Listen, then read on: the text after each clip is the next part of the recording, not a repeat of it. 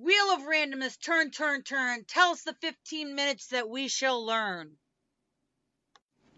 Welcome to Randomly 15 Minutes, where we give you a topic in 15 minutes or less, or your podcast is free. I'm your writer, Sam Rossi, and shortly Megan Klodnicki will be reading a script written by me on a topic she may or may not know about. This shall be fun. Hey everybody, and because this is a random show, I'm going to say to Sam that she just saw me click out of our little studio thing before recording this episode. You ever have those times when I was looking at the tab of the studio, the little studio we were using to record this, and I'm like, yep, I'm going to click out, and I'm like, what are you doing? And yep, it happened. So we're back. All right, everybody. Today on our Wheel of Randomness, we are doing nights, as in knights.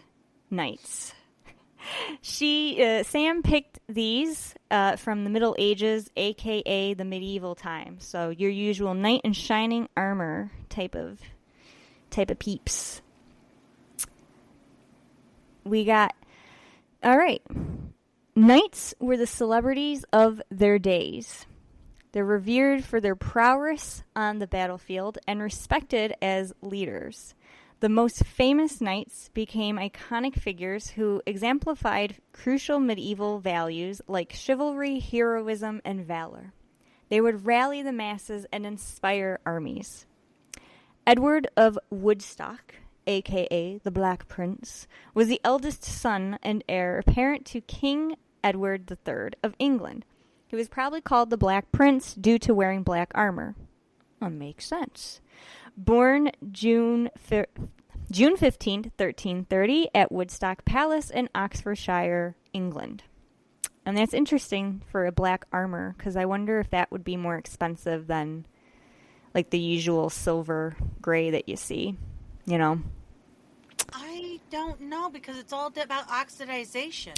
That makes sense with the metal. Edward was... Oh, I'm going to click out of the energy saver. Edward was made Duke of Cornwall, the first English dukedom, in 1337. He was guardian of the kingdom in his father's absence in 1338, 1340, and 1342. He was created Prince of Wales in 1343 and knighted by his father in La Hogue. I think Sounds that is. good. La Hogue in 1346. In 1346, Prince Edward commanded the leading troops in the Battle of Crecy, which took place during the 100-Year War between England and France. The king willingly left his 16-year-old heir to win the battle. Yeah, sounds about right. In 1350, called the 1349 Calais Expedition, or the Battle of Calais, Prince Edward would once again lead the English to victory. Oh, this is too good not to share. That's word for word in the script.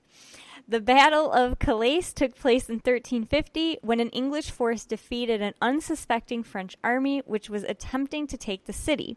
Despite a truce being in effect, the French commander Geoffrey de Charnihad planned to take the city by subterfuge and bribed Amerigo of Pavia, an Italian officer of the city garrison, to open a gate for them. The English king, Edward III, became aware of the plot and personally led his household knights and the Calais garrison in a surprise counterattack. The French were routed by the smaller force with significant losses and all their leaders captured or killed. In 1356, during a battle, King John II of France had the prince outflanked. Edward offered peace, but did not want to give himself up as the Prince of Peace. Price. What was that? Price. Oh. Prince of Peace. Well, yeah, no, Price. I was about to say, I'm like, well, the Prince of Peace is Jesus. Like, you know, it's like, I mean, if it's a biblical thing, like, but did not want to give himself up as the price of peace. Thank you, Sam. This led to the Battle of Poitiers, where King John was captured by the Black Prince. He would return to England the following year, but was having issues with the areas under his control by his titles. In 1360, he helped negotiate the Treaty of Bretigny, which ended a section of the 100-Year War.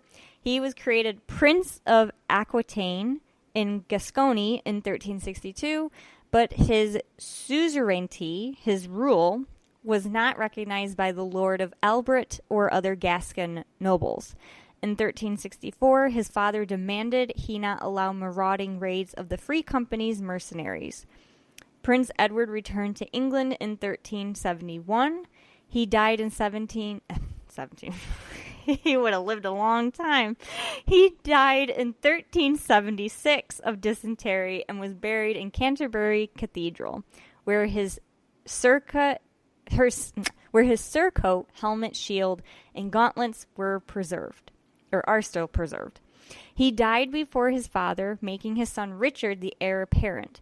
He would ultimately succeed to the throne when his grandfather died. And that is the story of the Black Knight, which I feel like could be a movie title. I think there is a movie title. I was going to say. The Black Knight. But, interesting. I've never really thought about knights, and honestly, I didn't even know there were actual knights out there, if that makes sense. Like, that was someone, I mean, someone was their job, but, like, you know, I never really thought. Never really thought of it. Besides, you know, people get knighted. Yeah. And just, you know, they just wear this heavy chainmail and metal type, you know, outfit and just go off to war and fight. And it's like, that's all you think. That's what I've always thought, you know, but it's, yeah, I never would think about them in that way. And that definitely give me food for thought about them. Well, we're going to probably have them again because it's on the Wheel of Randomness. That's a real. What do you like about this show? What do you like about knights? Honestly, it's that they were so clever. They had to be they had to really think about what they were doing movement-wise. Mm-hmm. That's true. So, I always thought they were kind of intelligent. Mm-hmm. At least for battle theory. Which at some point we'll discuss battles. Warfare is an option. I mean, you gotta understand. I mean, it's true. Like, you don't even think about, like, military battle type strategies and stuff. And it just, you know, you're just like, it just happens. It just happens. And it just happens. But there's, like, more. Yeah, it's like there's just more to it. And the average me is the person where I just don't think about that stuff. But yeah, the knight thing, I'm like, yeah, I never even, like, thought about that for, you know, the Middle Ages and medieval times with them. And I wonder what ever happened to I wonder why they don't wear those outfits anymore. The chainmail and everything? Yeah. Oh, because bullets went through them. That makes sense. Though, actually, that's interesting, though, because you would think that the metal would, like, ricochet it. Well, depending on how the bullet is made. So we're going to talk about if it's musket balls and they were made with actually lead, they may just bend the armor in. True. But as you know, the evolution of bullets, they become harder than the steel of your armor. You got to come up with something else. That is very true. I didn't even think about, like, bullets coming into play because I don't even think about, like, yeah, why did the knight type of, you know, the armor and stuff, like, go away? And it's you had different weapons that you have to protect yourself against. Well, you have to think about conquistadors with the metal armor and everything like that around their chest. True. And that's heavy. I mean, you can't really go running and you know, could you imagine the sounds of, like, battles back then and stuff? Like, I don't mean to, like, I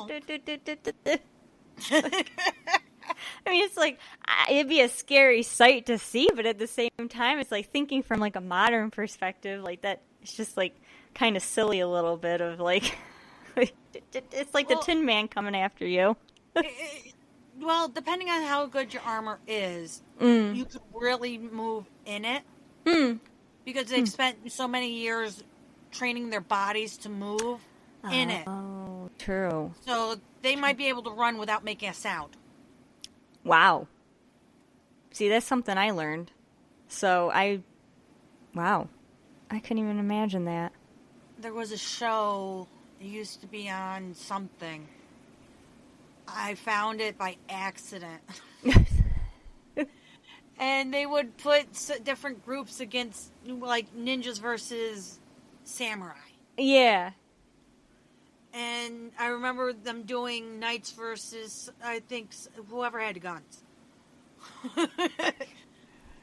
And they're like, oh, okay, so this gun, would go through this, but they want to go through this. Interesting. But yeah, that was years ago that I saw that.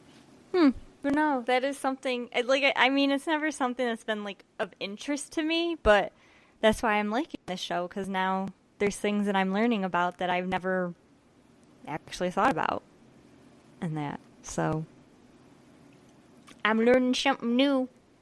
That's all that matters, is we're learning something new and having fun. Exactly. And it's not serial killers. Exactly that, too. All right. Any final thoughts? No, I think I'm good. I learned a lot about knights that I didn't think I would know about. So, yeah, cool. All right, close out. All right. Bye, everyone. This is Megan Klodnicki. And I'm Sam Rossi. Later, y'all. Peace.